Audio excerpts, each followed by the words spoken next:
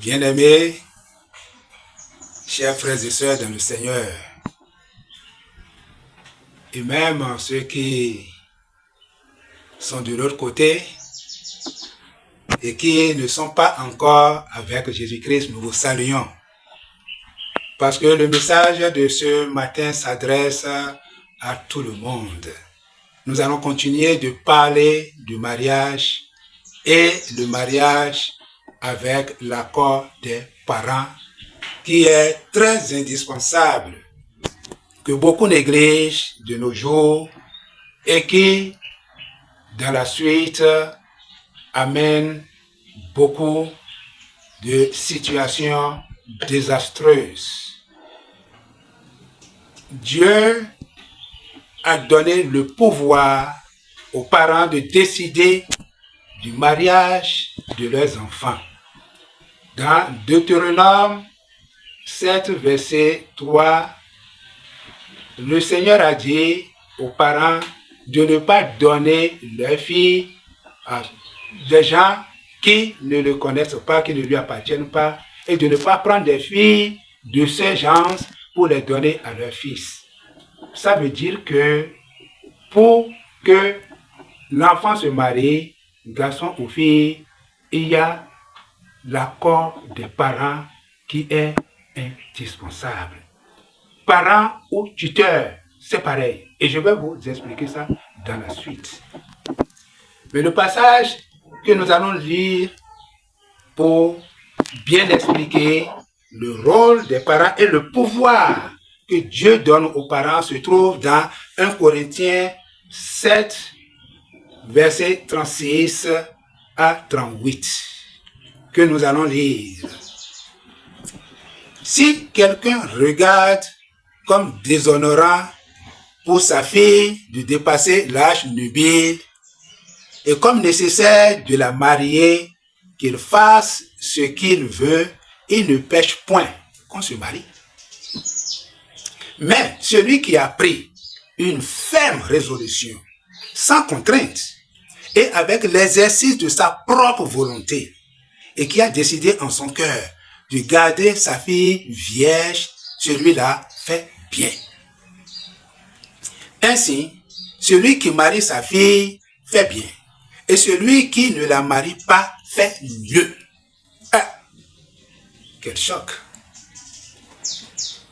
La parole de Dieu dit que la fille qui a l'âge de se marier, si les parents le jugent bon, qu'ils la donnent à quelqu'un pour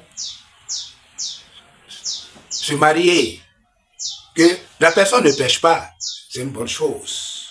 Mais celle qui a l'âge de se marier et qui en elle-même veut se marier, veut appartenir à un homme, et son père dit non, je ne te donne pas en mariage, tu restes comme ça, la parole de Dieu dit, il fait mieux. C'est très difficile aujourd'hui pour les enfants d'accepter la décision des parents en ce qui concerne leur mariage. Et ils commettent de graves erreurs qui les suivent. Et beaucoup ne le savent pas. Mon frère, ma soeur, si tu n'es pas encore marié, n'écarte pas tes parents de ton projet de mariage. Quand les parents, aujourd'hui, on rend grâce à Dieu que beaucoup de parents n'imposent pas la fille ou le garçon. Et ça continue ailleurs, hein? Mais dans le Seigneur, on ne le voit plus souvent. Pour ça, on dit Dieu merci. Si tu es de cette famille où les parents n'imposent pas, glorifie le nom du Seigneur. Si tu as fait un choix et tu as amené vers tes parents un garçon ou une fille et dis non, si vous vous aimez, c'est bon, mariez-vous. Je dis, ils ont déjà donné verbalement leur accord et Dieu met le cachet. Mais le cas où un des parents du côté du garçon ou de la fille a dit, celui-là, je ne le veux pas. Celle-là, je ne la veux pas. Et qu'on insiste, c'est un danger. Parce que Dieu leur a donné le pouvoir de décider. Et quand on les écarte, et ils prononcent des paroles dans la colère, ça suit. La prière ne peut rien, dans ce cas, contre ce que les parents ont dit. Si ce soit les parents géniteurs ou un tuteur qui t'a gardé, qui a fait de ta vie ce que tu es devenu et qui s'oppose à ton choix, ne cesse pas. Malheureusement, il y a des responsables de communautés, d'églises, qui encouragent les enfants à ignorer les parents. Des fois, on dit, il n'est pas chrétien, il ne connaît pas ceci, cela. Ah non, on ne peut pas l'écouter. Moi, on peut faire. Jamais.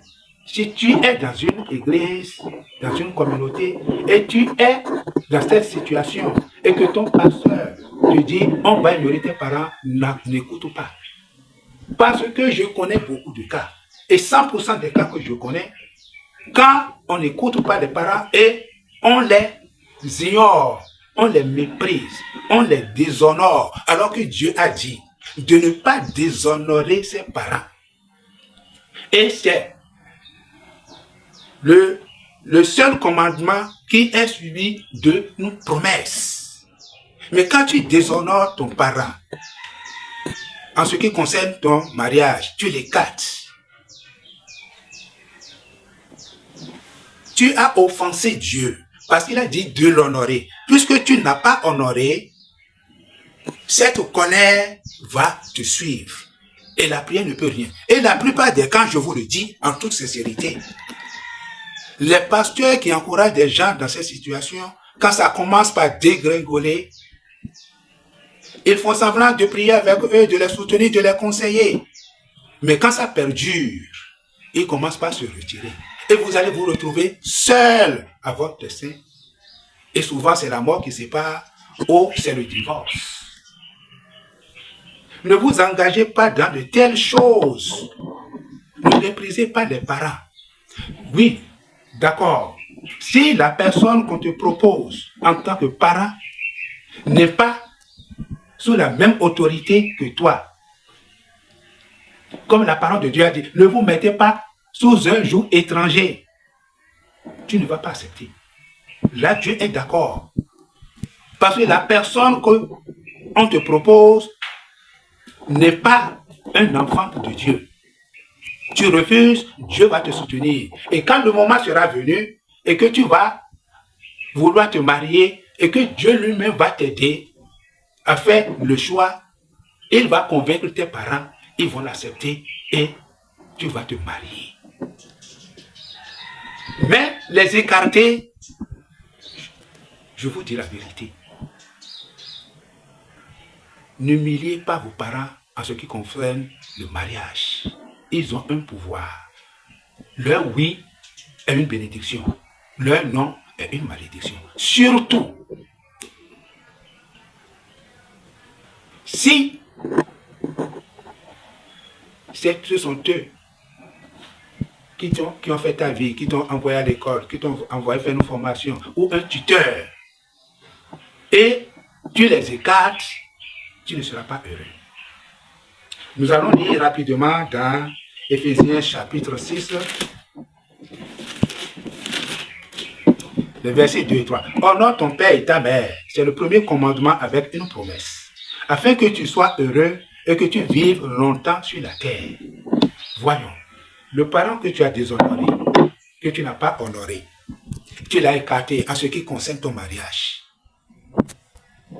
La parole de Dieu dit, quand tu ne l'honores pas, tu ne peux pas être heureux et vivre longtemps sur la terre. Cette malédiction va te poursuivre.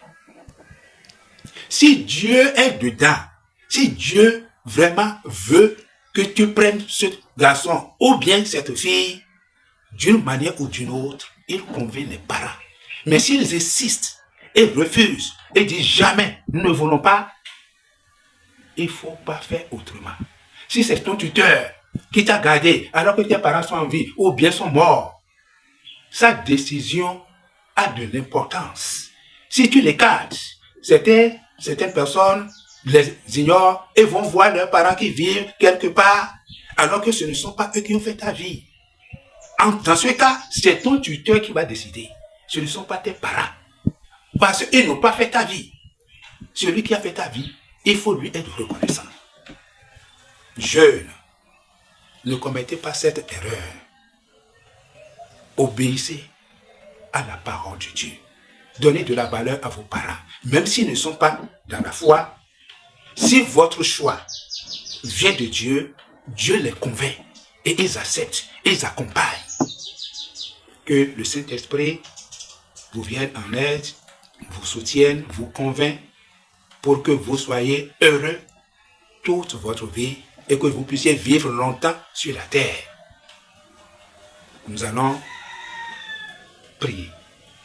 Seigneur Dieu, nous voulons te dire de tout cœur merci pour cet enseignement que tes enfants ont écouté.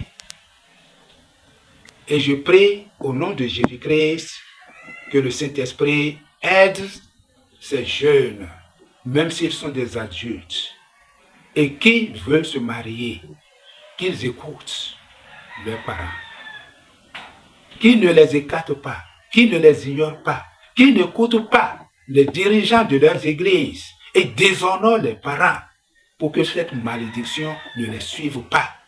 Cet esprit va à leur secours pour que toute la gloire revienne à Dieu dans ce mariage. Nous te disons merci Père d'avoir béni cet enseignement et d'avoir écouté favorablement cette prière. Ainsi soit-il. Amen.